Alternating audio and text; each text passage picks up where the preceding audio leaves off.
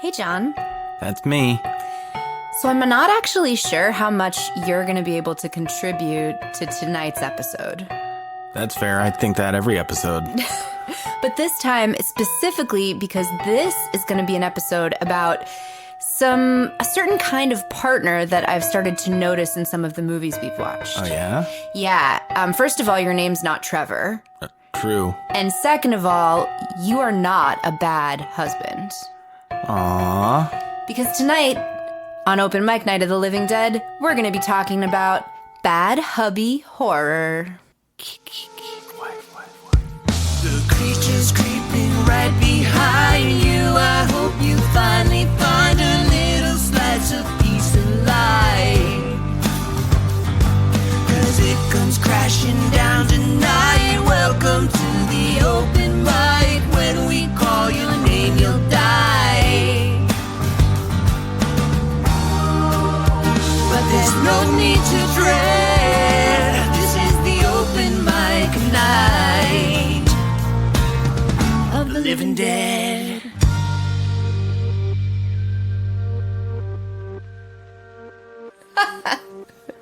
All right. Okay. That's assuming that I'm not playing the long game, you know? That's true. That is true. Super long game.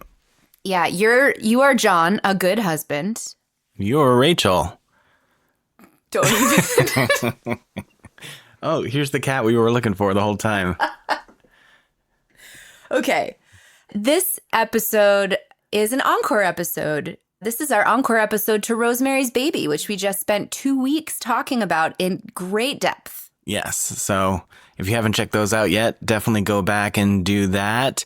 This is, we're going to be talking about several movies today in terms of our theme of bad hubby horror, which also encapsulates, right, partners, maybe not husbands. Partners, boyfriends, and even maybe a girlfriend or wife or two. Nice. But it didn't have the same alliteration. Correct. But So there might be a little bit of spoilers, but as, we start talking about a movie, if you haven't seen it and want to avoid horrors, you can just skip to the next part. yes, that should be in the chapter markers on whatever app you're using to listen to this. So this, I think, I'm really excited about this. We were discussing what we should do as an encore episode to Rosemary's Baby. And this idea came from the fact that Guy in Rosemary's Baby is a total jerk and gave Major Trevor energy. Now, that might not make sense to you if you haven't listened to either our Candyman episode or our Smile episode. In both of those episodes, there is a partner to our main character who sucks, and his name's Trevor. So Trevor now has come for me anyway to represent a partner who is unsupportive, actively evil, who just a shitty person to be with. Is that fair? Yeah, and basically you've kind of broken it down into 3 tiers of partners, essentially. Yes. So this is new. This is a new way to categorize our horror. And so as I was looking at it, so Trevor in Candyman, just as a reminder, again, spoilers ahead, Trevor in Candyman is our main character's husband. He is cheating on her. He doesn't believe her when she comes and says, ghosts or supernatural or something. Candyman. Yeah. Whatever. And Trevor just sucks, right? And so I think that was the first time where I said, fuck Trevor. That was kind of my overall notes. And then recently we watched Smile, and our main character's fiance, whose name is Trevor, again, doesn't believe her, is a total jerk to her when she starts having what looks like a psychotic breakdown. Even if he doesn't believe in the supernatural, he still treats her pretty badly and responds not in the way I would hope a partner would respond to his partner having a complete breakdown. But milder than Candyman Trevor. Milder than Candyman Trevor because he's not cheating on her necessarily, but he still sucks and is unsupportive. Now, both of these Trevors are just kind of selfish D-bags who are not really that worried about their partner's well-being. Now, Guy in Rosemary's Baby, he kind of takes it up a level. He's kind of a tier 2. We'll get to that in a second. So I guess let's call the first kind of Trevor kind of the absentee, the passive bad hubby right? Doesn't believe his wife, doesn't believe his girlfriend, worries more about his own discomfort, whether that means moving in a student as soon as his wife gets put in the loony bin, or whether that means completely checking out as his fiance loses her mind. There was one other Trevor, there was one other partner that I thought kind of fit this category, and we haven't covered this movie yet, but it's Midsommar from 2019. And Christian, played by Jack Rayner, is Danny's boyfriend. Danny, of course, played by the brilliant and talented Florence Pugh. So, but I think Christian has the same vibe as the two Trevors. And I don't remember the movie enough. I need to rewatch it. It's been a long time, so I'm just going to have to take your word for it on this one. Yeah, so Christian, and I haven't watched it recently, but of course there's plenty of plot synopses on the internet.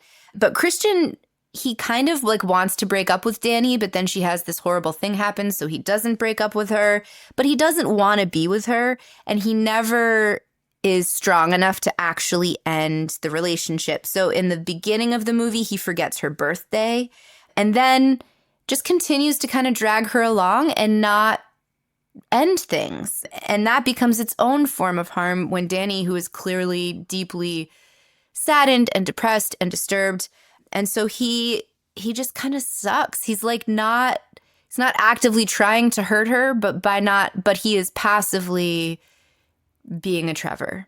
So, and then of course at the end of Midsommar, he ends up receiving, one might say, the ultimate punishment. He definitely gets punished for his role, which so does Trevor in Candyman.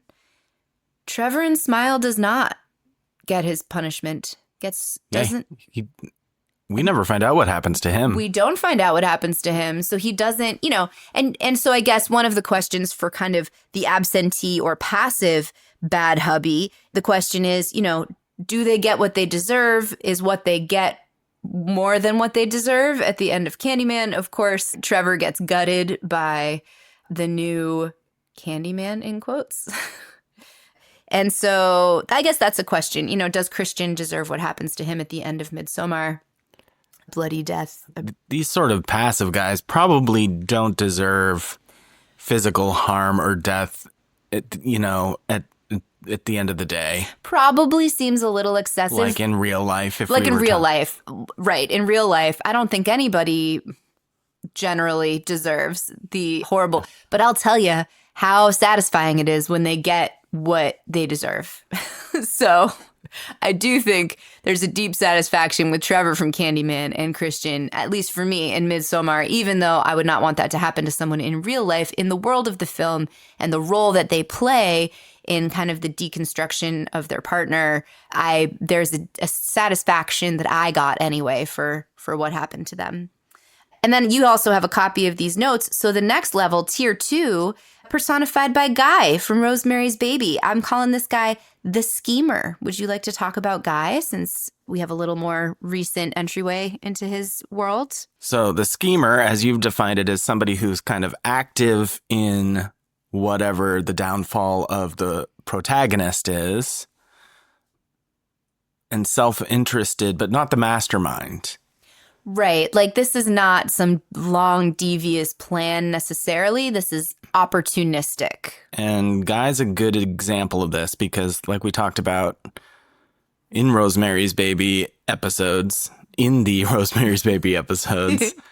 don't know why Rosemary's Baby, when I'm inserting that title into a sentence, throws me off. But that's another, that's all the S's next to the M or the B sounds, like that. It's like I want an S at the end of baby, but there's only one baby, and the baby possesses nothing except demon seed.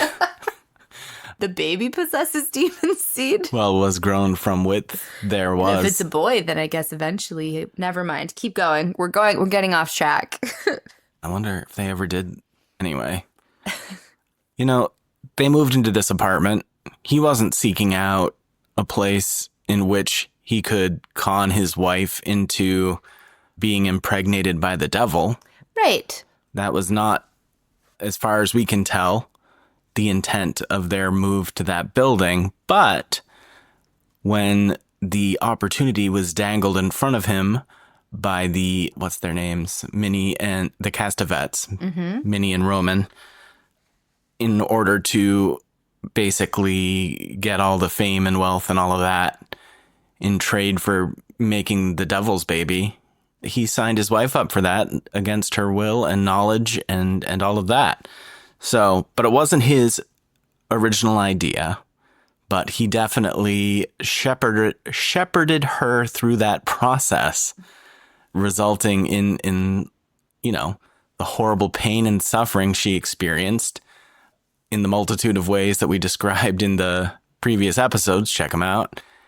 So kind of a middleman, sort of, in the middle tier. Right. And and I think, again, what triggered the idea for this episode was us looking at each other while we're watching the movie and being like, Trevor energy. This guy might as well be named Trevor, right? So, but he's somehow worse because he's actively participating. Right. He knows what's going on. He knows what's going on. He actively gaslights his wife. And did you know where gaslighting comes from? I do. And actually, very appropriately, it's from a movie that I haven't seen, but we probably should see. The movie Gaslight in 1944. It was based on a play. And in that movie, a husband manipulates his wife into doubting her own perception of reality, including dimming the gaslights and then telling her it's not happening. And of course, gaslighting is used and overused all the time these days. Our children use it on me sometimes, just the word.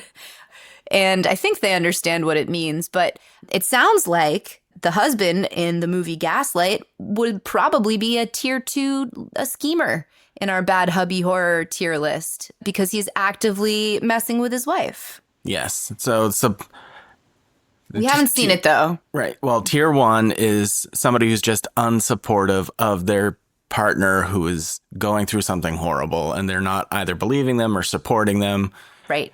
Or you don't even have to believe them, but give them proper loving support. Right. And a jerk face.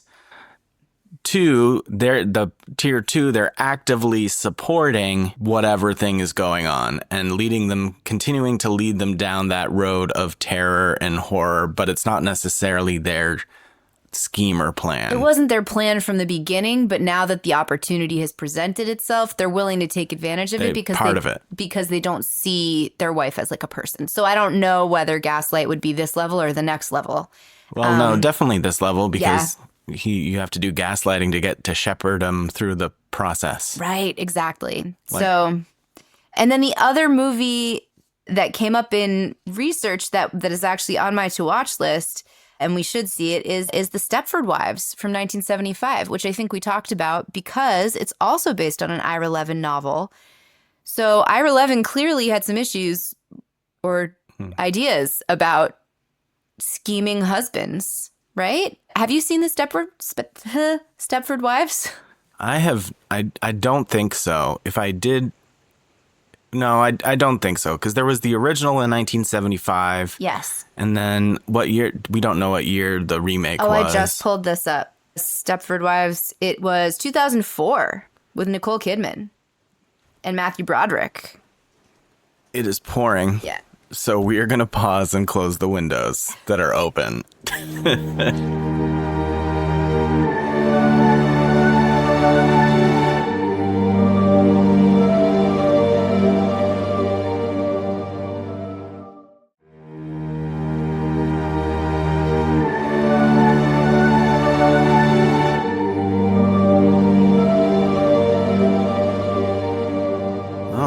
Well, it is raining something wicked all of a sudden out there. I apologize. You might be able to hear some of that.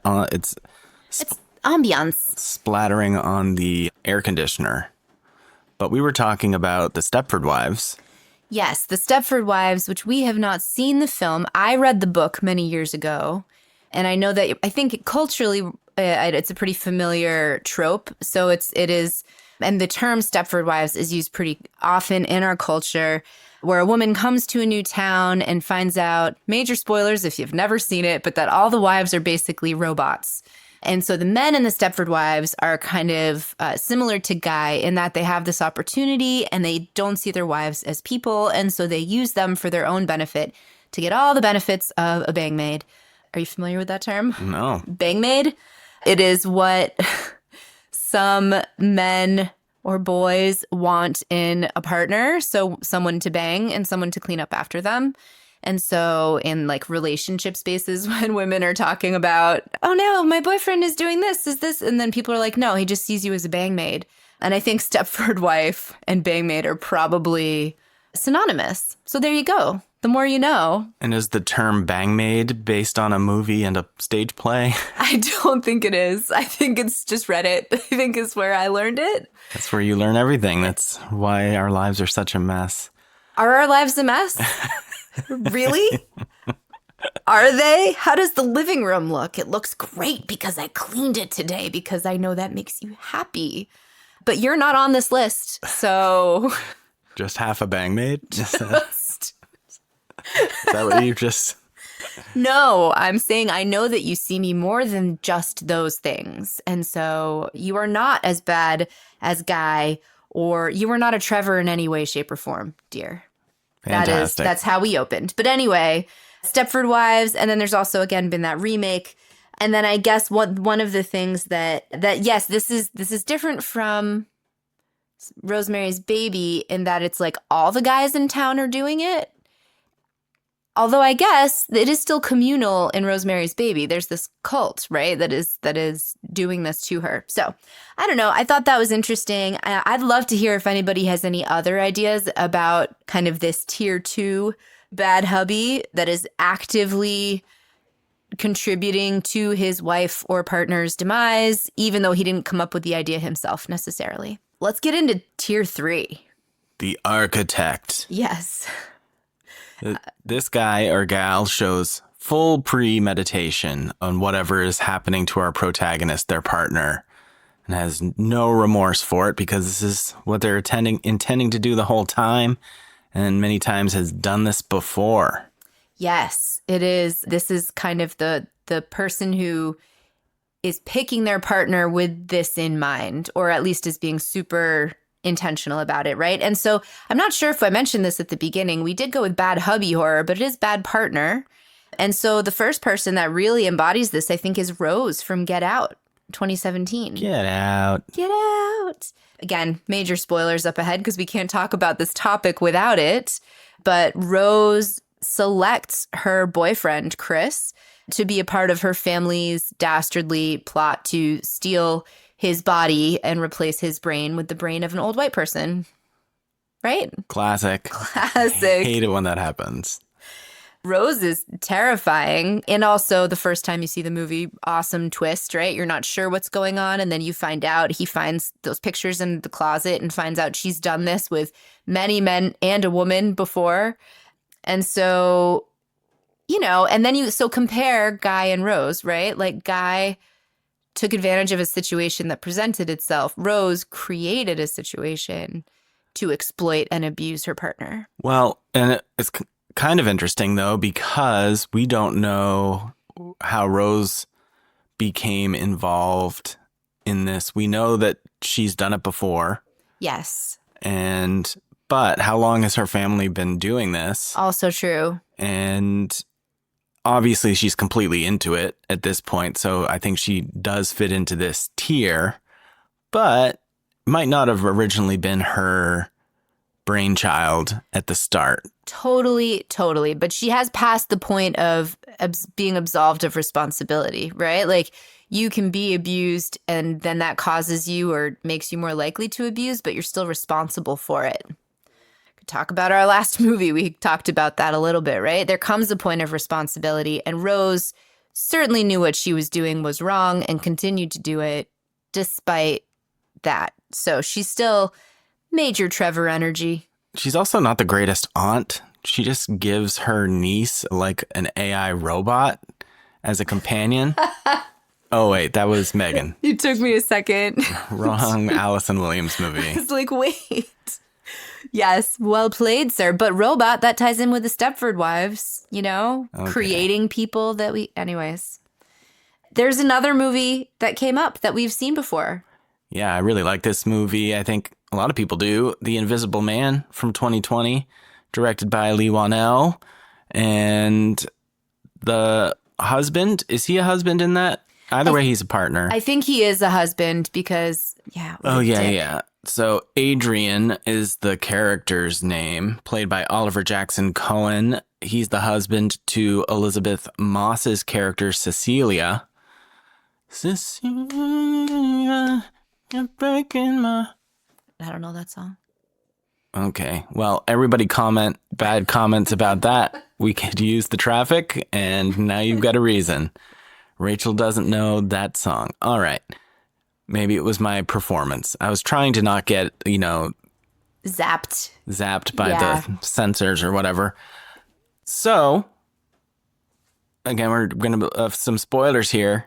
So if you want to skip ahead, if you haven't seen The Invisible Man from 2020, highly recommend it. Great for like a rainy afternoon horror like we're experiencing today. Ooh, yeah. But he fakes his own death specifically to keep stalking and gaslighting Cecilia from a position where no one will believe she's being targeted. And he's got a special, awesome invisibility suit Super cool. to pull it all off. And it's really effective in this movie. Oh, man, nobody believes her at all. And she feels like she's going crazy, but we as the audience know she's not. But everything keeps happening.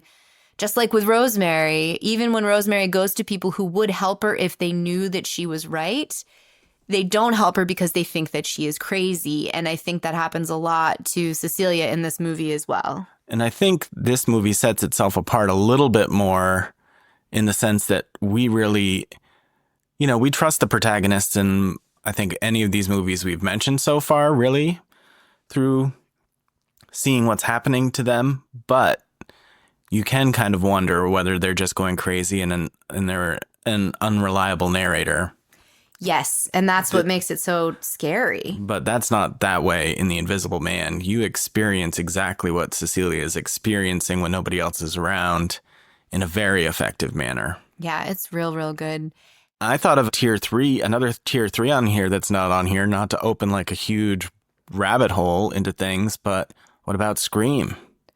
Oh, yeah, that's a great point. Also bad partner. Very, very bad partner. Trevor energy. When they're hiding their intention, it is different. I think there's Trevors, there's guys, and then there's Billy's? Yeah. Yeah, Trevors, guys, and Billy's. Okay, I like this. He's such a Billy. Well, and Billy is pretending to be supportive in his own way. I mean, he's kind of pushy in other ways, but not overly pushy. And he's trying to be very much being like, I'm here for you. And it's very much like Rose, where you think that he's the good guy at the beginning and then, yeah, turns it around in the end. I like that a lot. I do like that a lot. And I bet if you go into other slashers, you might, well, not really, not any of the Michaels and the Jasons and the... No. None of those would fit. So the partner, I think it really is this bad partner energy. I like that we're kind of developing our own language, just like we have our own rating system. We've got Trevors, guys, and Billy's. I also want to say that because we've seen so many bad husbands, bad partners in film, that sometimes filmmakers will play with that trope a little bit and turn it around on us. There was one more movie that kind of came up that I thought we could discuss that we really like that might be of interest, and that is Ready or Not from 2019. Alex Ladomas, who is Grace's new husband. And I'm not sure. Yes. I think it, well, skip ahead if you haven't seen this movie and you don't want it to be spoiled. Ready or Not is a phenomenal movie. Came out in 2019. Was directed by Matt Bettinelli-Olpin and Tyler Gillette. Written by Guy Busick and R. Christopher Murphy. And Mark O'Brien plays Alex, the new husband. And he is an heir to a board game Yeah. empire. Yes. The Ladomas Empire, and little did Samara Weaving's character Grace know that upon marrying into this family, the first order of business to consummate the wedding, so to speak, is to play a random game that is picked by a machine. And most of the games are pretty timid and safe, minus the hide and seek game, which happens to be the card she pulls, and spends the rest of the movie hiding for her life and defending herself from from Alex's family members who are all trying to kill her. And I won't get into sort of the background of why they're doing that, because that's all part of the interesting bits of the film. But they do kind of play into it because you think he's involved the whole time. You're not sure. It is very unclear whether he is or not. And we, as, with Grace, her being our kind of stand-in, we're going along with her. We don't know up until the end. Well, and I think up at the end, I think you're missing one thing that happens. Well, and that's the thing, is that he wasn't in on it from the beginning. And he does really try to save her. Yes. But then at the very end, I think he turns into a bit of a guy. Yeah. I think you think that he's a Billy the whole movie, that he kind of knew, or she thinks he's a Billy. Maybe we don't. We're kind of unsure. And then it looks like he's going to pull through and believe in her. And then he doesn't. He gives in and he pays for it. They all do. Deservedly. Yes. Out of movies that came out over the last 10 years, that's one that I've probably watched the most. Yeah, it's a really fun one. And we saw the sequel this year, too, which we really enjoyed. Maybe not as much as the first one, but still. I'll need to see it worth again. a watch. I can't wait till it's streaming to rewatch it. That'd be a fun little doubleheader. Yeah. But I think this is a really fun and useful little rubric we've developed here with the 3 kinds of shitty partners and the archetypes that we see in horror movies. There's a bunch more we could talk about that if we think about, the stepfather just popped into my head. And I think there's plenty of examples of partners because, of course, romantic relationships are one of the greatest sources of joy and despair in life, right? Romeo and Juliet, all the way back. All of our stories kind of. Well, maybe we should be calling completely innocent, good, supportive partners. Well, it doesn't completely work here in this example, but I was thinking not our next deep dive, but in 2 deep dives, we're doing Jaws. And you have, Sheriff Brody or Chief Brody, the father and husband, who is,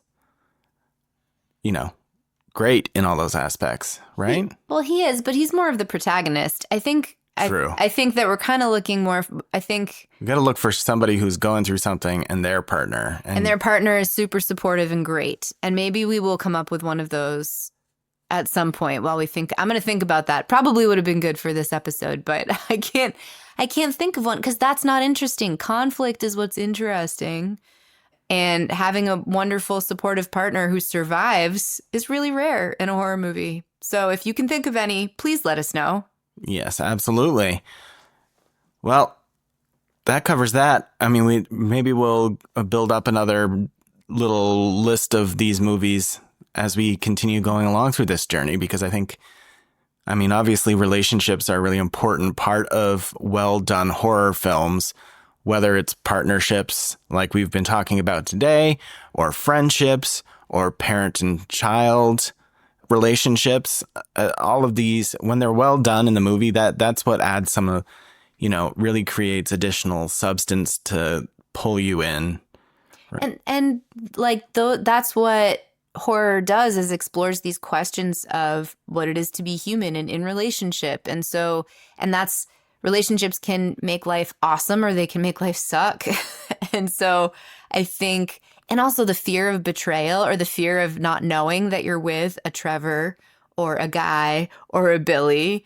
And that happens to people all the time, men and women, who end up finding out the person they're with is not the person they thought they were. Of course, that's going to be something we explore in horror. It's one of our deepest fears. I'm not afraid of it with you. And you should definitely not be afraid of it with me. I feel like I'm more afraid of it from you than you from me. I do tend to trust everybody. I would definitely not, I may or may not have dated a Trevor or a Guy or 2 in my life. Never a Billy so far. And never in the future, as far as I know. Let's hope not. Only if you're not around. And even then, your ghost would stick around and keep me from making any stupid mistakes, I hope. Yeah, if you'll listen to me when I'm banging on the walls. But it's time for your demo. Yes, I'm so excited about this. All right. This week, we recorded Rachel's song for Rosemary's Baby called Rosemary.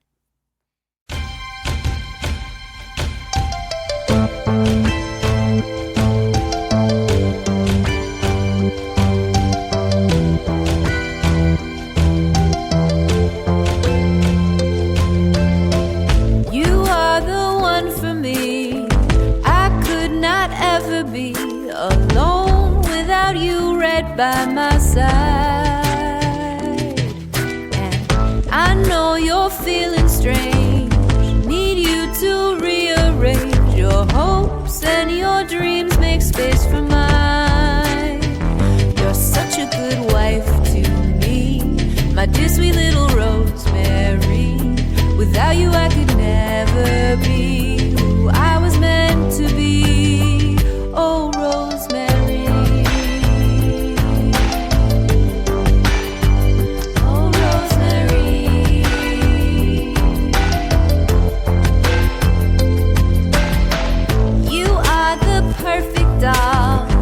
We waited oh so long to find you a vessel bright and pure. Our master will be so pleased. Just drink this and you will be the mother you always could become. You're such a good mom to be, our sweet little Rosemary. Without you we could never be who our Lord wants us to be. Oh, Rosemary. Oh, Rosemary. Rosemary. Mama, I call for you. You know it isn't true. They took me and told you I was gone. But your heart remains steadfast. Our bonds will always last, and my Father's plans will come to pass. You're such a good mom to me, my sweet mother Rosemary. I was never meant to be, but you served your purpose well. Oh, Rosemary. Oh, Rosemary.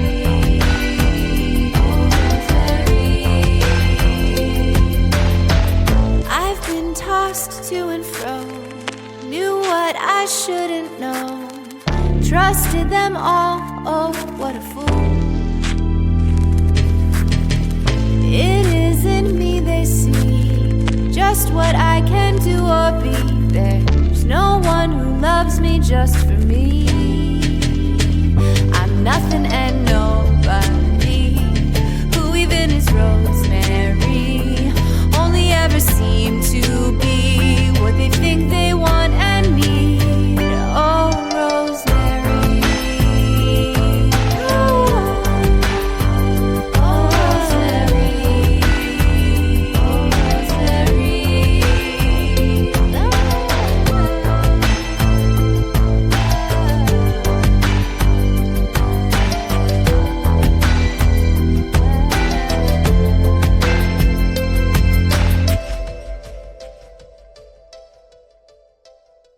All right, we can wrap it up. Cool. Thank you. This was a fun conversation. I've got no wheels to spin because for next week, we will be doing a deep dive for the first time ever, doing a sequel. Yes. We spun Smile 2. Of course, of all the sequels, we spun that one. Which I absolutely love or like very much. I feel like I've been saying love a lot recently, and I don't love it quite like I love Rosemary's Baby or like I'm going to say that I love Jaws. But in terms of modern films, I really, really enjoy it. And Rachel, it might even cause health issues. We can get into that. We'll talk about it next week. And so I've got nothing to spin because the sequel, which holds all the sequels on it, that's a self-filling wheel. It is. It is. So the next, and right now we're out of Smile movies, although it looks like Smile 3 is in pre-production. So. Oh, once it comes out, we can add it to the sequel. I love that. And yeah, so And what else would I have to spin? Nothing, right? Nothing. Do you have to refill? Oh, no, because I spun sequel. Because you spun the sequel, so we don't have to refill. We don't have to add a new movie to the filler wheel, the Right. feeder wheel. Right. And we won't be spinning after Smile 2 either, because we know that after that, we're going to be deep diving Jaws. So, Yep, exactly. but we won't get too far ahead of ourselves. Come back next week. We will be covering Smile 2. Yes, we will. All right. And you can find us online, OMNLD Pod, on your favorite social media. Please send this episode or any episode you've enjoyed to a friend who thinks horror is cool. Not everybody does, but if they do, send us to them. Yeah. And wherever you're listening, if you give us a thumbs up, a follow, any of those good things, All the stars. we'd greatly appreciate it. Get it out there to more ears, people with ears that listen. Not just any ears, not like disembodied ears. Right. No. I mean, I'll listen to listen. True story. But until then, keep watching those horror movies. And we'll see you next week. See ya. Bye.